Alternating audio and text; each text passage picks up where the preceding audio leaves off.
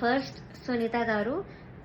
Of course she is very beautiful. మీరు అంతే kind అని కూడా అనుకుంటారు, బట్ బ్యూటీకి కైండ్నెస్కి ఎప్పుడు కూడా లింక్ ఉండదు. సో ఓకే, మీరు అబ్జర్వ్ చేయండి, ఫస్ట్ ఎపిసోడ్ నుంచి కూడా ప్రతిసారి నేను స్టేజ్ మీదకి వచ్చిన ప్రతిసారి వాడు ఒక ఫేస్ ఇస్తారు. అది ఎవ్వరికి పెట్టరు ఆ ఫేస్, బట్ ఓన్లీ నాకు ఆ డిస్గస్టెడ్ లుక్ పెడతారు ఫేస్ మీద.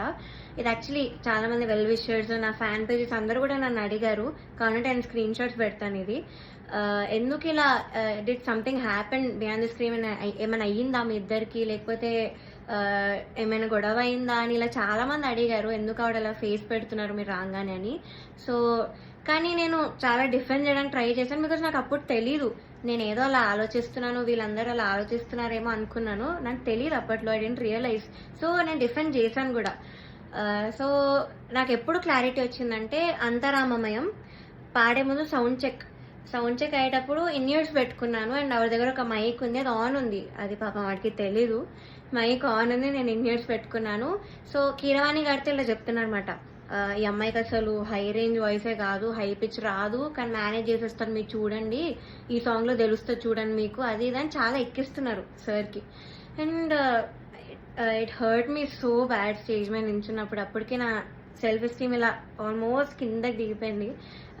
చాలా ఏడుపు వచ్చేసింది ఆ టైంకి, కంట్రోల్ చేసుకొని లేదు I have to do this అని నేను అంతరామమయం పాడాను.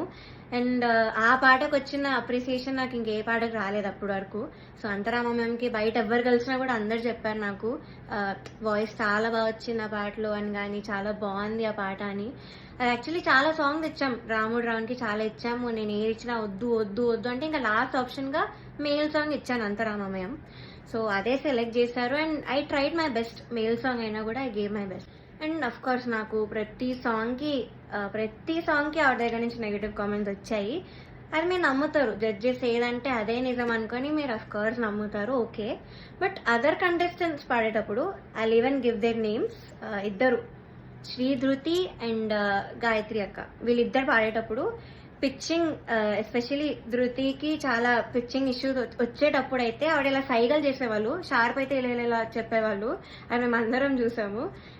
గాయత్రి అక్క కూడా షార్ప్ అయితే ఇలా కింద ఫ్లాట్ బాడ్ అని చెప్పేవాళ్ళు, మొన్న కూడా అయింది అది. సో అంటే నాకు తప్పు లేకపోయినా మీరు అక్కడ కామెంట్స్లో చెప్తున్నారు, వీళ్ళు చేశాక కూడా మీరు అక్కడ చెప్పకుండా సైగలు చేస్తున్నారు. సో అక్కడ నాకు నా మీద ఎందుకో గ్రడ్జ్ పెట్టుకున్నారని కూడా అర్థమైంది.